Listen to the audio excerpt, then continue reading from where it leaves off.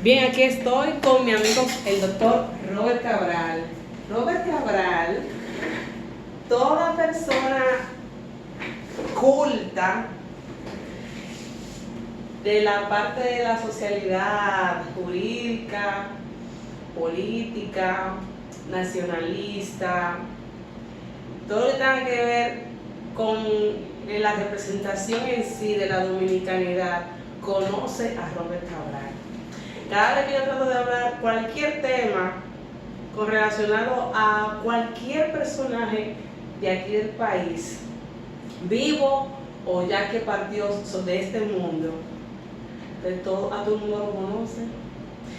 Robert Cabral, cuénteme cómo usted se siente. Mire, yo creo que la primera vez que yo supe de usted fue de un acontecimiento de años y yo quiero que sea usted que me lo confirme. Se dice, y no fue por boca suya que lo supe, que en los portales de las noticias del país hubo una situación entre un haitiano y un dominicano. Si yo estoy equivocada, me gustaría que me lo aclare.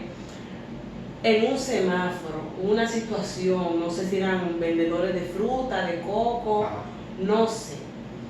Pero se dice que un tal Robert Cabral vio la situación, se desmontó de su vehículo, siempre ensacado, de traje y todo, y se embrujó.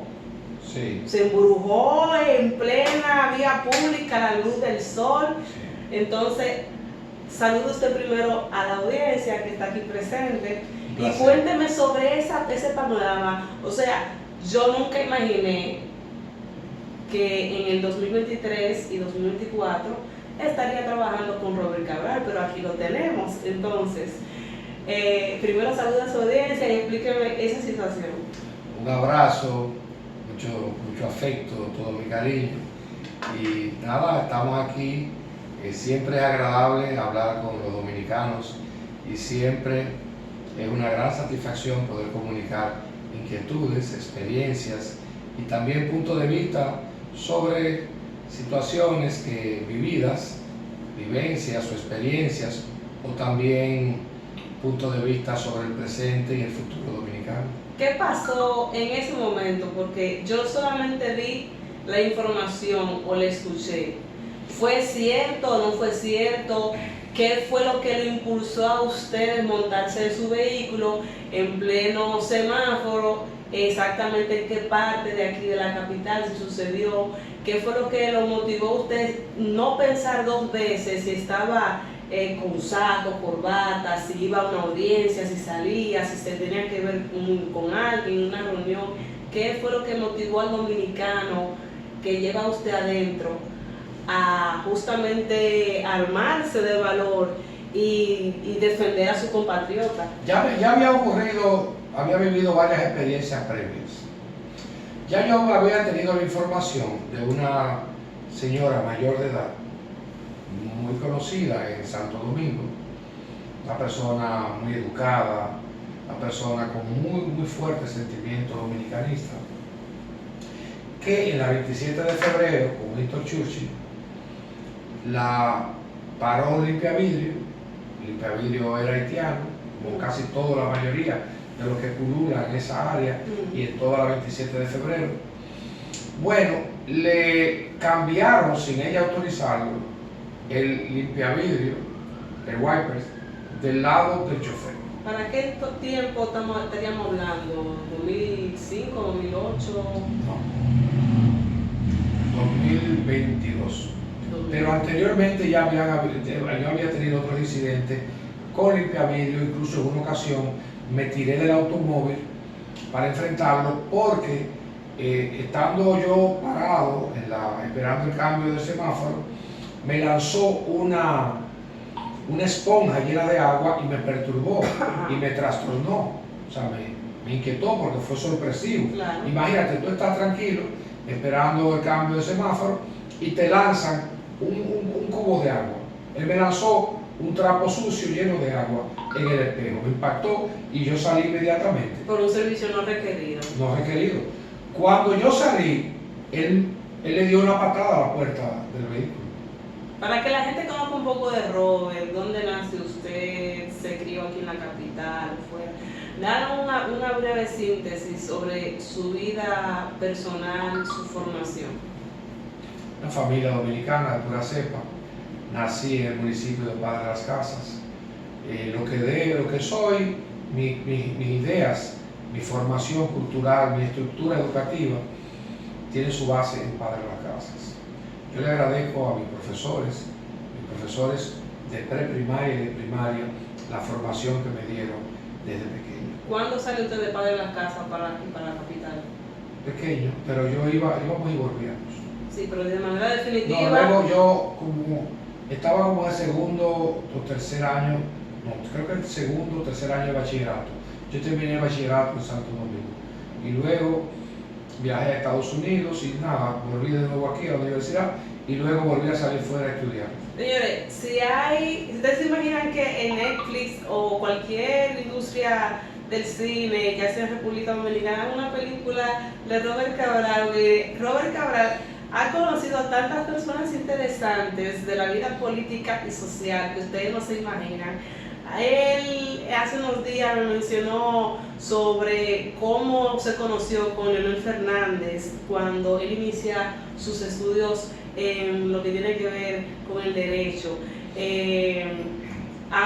Hoy proyectar esas imágenes de cómo ese personaje, un expresidente de la República, transita, camina en los pasillos de ciencia jurídica de la Universidad Autónoma de Santo Domingo, cómo conoce a otros personajes, a Luis de Camps, a mismo Balaguer, Sí. a Juan Bosch en este caso, no sé si Peña Gómez también. Sí, claro, y compartí con ellos, como el doctor Peña Gómez en Estados Unidos. Pero Pero la mayoría de mi generación lo conoce a ellos también. pero ¿cuál es cómo puede ser el foco que lo lleva a usted a conectarse con estos personajes? La vida académica. Por ejemplo, el doctor Leonel Fernández estudiaba en la UAS y yo estudié en la UAS, en la Facultad de Ciencias Jurídicas. Pero cuando él estaba saliendo de la facultad, yo estaba ingresando a la facultad. En ese entonces ustedes siempre iban formales a estudiar. Era una facultad, le decían muy elitista, porque éramos apenas como 80 estudiantes nada más. En ciencias jurídicas. Ciencias jurídicas, y solo funcionaba de 2 de la tarde a 10 de la noche, nada más, porque éramos pocos estudiantes. Porque en esa época, en los gobiernos del doctor Balaguer, no había un interés ni una motivación para estudiar Derecho. Estamos hablando de la década de los 70, 80. La década de los 70. Yo entré en el 78, 1978, a la UAS. ¿Alguna especialidad en Derecho? Fuera del país sí, en criminología. Criminología. Y he hecho varias especialidades después, Derecho Constitucional, también Derecho Municipal. Bien, Y ahora, una maestría en Gestión Ambiental. hace unos días estuvimos hablando sobre los íconos de los líderes de los partidos políticos dominicanos, los 3 principales conocidos hasta el momento: Peña Gómez, Juan Bosch, Balaguer. Los 3 líderes históricos. Bien. Por lo menos de la etapa contemporánea dominicana. Bien. Hay de las últimas unos misterios en cuanto a Balaguer. Balaguer siempre se ha quedado con la situación de que si tuvo hijos o no tuvo hijos. Y si los tuvo, ¿por qué no darlos a conocer? Si él tenía amenazas, si su cabeza tenía precio por los grupos opositores desde ese entonces. Háblanos un poquito sobre Balaguer, si lo conoció, si lo trató, más o menos descripciones gráficas de cómo por primera vez usted ve al presidente de la República en ese entonces, si lo era o no. Háblenos un poquito de eso. 3 veces en mi vida lo vi al doctor Balaguer. En una ocasión, por puro accidente, una forma totalmente surrealista y extraña. En Padre de las Casas, a las 12 del día, yo venía de la escuela, nos habían botado de la escuela en la mañana, el profesor, por esos comportamientos típicos de muchachos, nada extraordinario, pero nos botó del aula porque estábamos haciendo bulla. O Se va para su casa. Ay, y entonces. No podíamos llegar a la casa, porque imagínate, si uno llegaba a esa hora a la casa, que nos botaron de la escuela, la pena estaba asegurada, el castigo estaba asegurado, por lo menos en mi casa, con unos padres bien rígidos y muy preocupados por la educación de sus hijos. Entonces, sobre todo mi madre, ¿de qué manera? que había sido maestra. Ok, claro. Cuando nosotros nos botaron de la escuela, nosotros nos quedamos en el centro. En el centro, la escuela Félix Mota.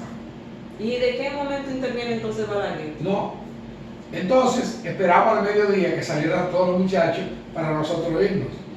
Éramos tres. Mi hermano Nenito, José Gerinero, Nenito, mi hermano, y un amigo entrañable, Gabriel Iluminado Sánchez, que de alguna manera, primo hermano de Danilo Medina, por cierto, su padre, un sargento iluminado muy conocido en el pueblo, porque era muy bonachón y una persona muy entrañable. A los tres nos votaron. A los tres. Al mediodía, con el sol intenso, y era un campo, el trayecto entre la escuela y nuestra casa era un campo abierto. Solo había una mata, un árbol se llamaba tuatúa, y era un árbol pequeño, cuyo fruto lo comen las rolitas. A esa hora, era febrero, porque fue el periodo en el que se produjo la guerrilla, el desembarco del coronel Camaño con sus guerrilleros. ¿En qué época? 1972, 73. 72, 73. Fue 72, creo. No, tengo que precisar, pero fue 72 o 73. Creo que fue 73. Bueno, la cuestión es que cuando íbamos en el trayecto, no había un arma a esa hora en ese sector. Estoy hablando de una especie como de sabana, un campo abierto. No había vivienda, ni había tampoco ningún tipo de movimiento humano. Solo nosotros. Parecíamos tres figuras surrealistas porque veníamos con los uniformes, color caqui. Yo venía con un bulto que me pesaba inmenso y unos zapatones grandes, que son zapatos escolares, que me había comprado mi padre en Miami. Bueno, de pronto se tiran dos helicópteros. De repente, dos helicópteros. Nosotros venimos lánguidos del hambre y yo preocupado para que en mi casa no se entere que nos botaron de la escuela en la mañana. Ay, pobrecito. En ese momento se tiran los dos helicópteros y, como una película, una forma surrealista totalmente, emerge la figura del doctor Balaguer. Ay. Vestido impecable de negro. Lo recuerdo porque yo lo miraba hacia arriba, porque yo pequeño, yo lo miraba hacia arriba, una camisa blanca impecable, un traje negro impenetrable, unos zapatos limpios, un hombre pulcro. Parecía un personaje extraído como de la historia, ¿no? O como de una película. Un James Bond. Pero muy apacible, rodeado de pocos militares, metralletas. Su estado mayor andaba con militares de alto rango que le acompañaban porque no iban con armas en las manos. ¿Él llegó a verlo ustedes tres? Obvio. ¿Y les dijo algo? Claro. ¿Qué les dijo? ¿Lo recuerdan? No, nos saludó y estaba sonreído, muy distendido, pero uno de los militares preguntó que dónde vivía el senador Mariano, que en ese momento vivía en Padre la Casa porque era nativo de Padre la Casa. Era senador de la República por la provincia de Azua. Okay. En ese trayecto, Gabriel dice: Balaguer, dame un peso. Mi amigo Gabriel, porque la familia de Gabriel tenía vínculos con el Partido Reformista, eran muy balagueristas. En cambio, mi hermano y yo no teníamos ese vínculo, sino todo lo contrario. Se nos consideraba de las familias opositoras al doctor Balaguer. Aunque debo decirte que cuando el doctor Balaguer comienza a hacer política en 1960, una de las primeras personas con las que él trató de comprometer fue a mi abuelo, Hernando Félix. Él le decía General Hernando Félix. Y de hecho, él lo visitó. Y trató de que entonces su partido, que se llamaba Acción Social, que no era Partido Reformista, sino Partido Acción Social, era su primera su primer movimiento político fuera ya del trujillismo. Él visitó a mi abuelo y tenía buenas relaciones, pero luego, por razones de participación de los hijos de mi abuelo en el 14 de junio, en la guerra de abril, esa relación se fracturó. Se fracturó a niveles incluso muy delicados y muy difíciles, porque mi familia entonces después tuvo muchas dificultades. Pero, bueno, aquí te digo que en ese trayecto Balaguer iba impasible. Yo lo miraba, él me miraba, pero no intercambiamos conversación. Yo no le pedí dinero, tampoco él me pasó dinero, pero sí yo iba admirado, mirando esa figura que parecía mítica, mitológica, ¿verdad? Esa pulcritud, parece que venía de un aire acondicionado, y nosotros venimos lánguidos de la escuela, con esos lazos encima. Y en ese trayecto, fueron más de 5 minutos, casi 10 minutos, caminando nosotros solos con el doctor Balaguer. Y claro, su equipo de seguridad y su Estado Mayor. A la primera vivienda que llegamos fue a un sector que le dicen el pueblo arriba, y el primer vehículo que ellos divisaron fue un vehículo lleno de tripas podridas y de restos de animales, que era del carnicero del pueblo, Ñoño.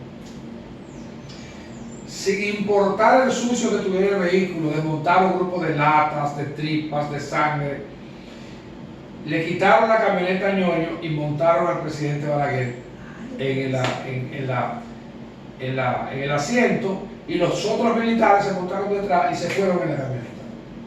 Mire la diferencia de los presidentes de hoy día. De ahí se fueron, porque era una situación extrema. Claro. Además, era un escenario difícil en el momento en el país. No había tanta comodidad. No, además el pueblo estaba militarizado, Sí. porque Camaño estaba en la zona de amortiguamiento de Padre Las Casas, porque él estuvo en Guayabar, que está hacia la montaña, próximo, porque Padre Las Casas conecta con Constanza por el Parque José del Carmen Ramírez. De hecho, de Padre Las Casas es más fácil ir a Constanza que de cualquier otro lado. Entonces le quitaron un camión, pero resulta que el senador no estaba y se fueron en un camión hasta Guayabar. ¿Y todavía siguen ustedes caminando con Balaguer? No, llegamos hasta ahí, hasta donde Ñoño. Okay. Hasta donde Ñoño. Luego de ahí Balaguer lo montan en la camioneta, pero después mi papá se encuentra con Balaguer ese mismo día, porque mi papá era administrador de la manicera, y entonces tenía que recorrer los campos porque le daban asistencia técnica y económica a los campesinos que sembraban maní. Claro. Y entonces él vuelve a juntarse de nuevo con Balaguer. Balaguer está en Guayabar y habló con una señora, le llevaron una señora a la que Camaño le había dado, creo que $100, que le había comprado la comida. Balaguer habló con ella en privado y tengo entendido que le dio dinero también. Bien. Y luego se reunió con su Estado Mayor. Señores, es mucho lo que hay que hablar con este señor, no terminaríamos aquí. Habría que montar un programa, un contenido especial para este canal de YouTube, así que lo vamos a dejar hasta aquí, porque luego estaremos compartiendo otros temas interesantes de personajes históricos de parte de este personaje icónico. Así que lo vamos a dejar hasta aquí. Brita Félix y Cabral se despide. Gracias. Buenas tardes.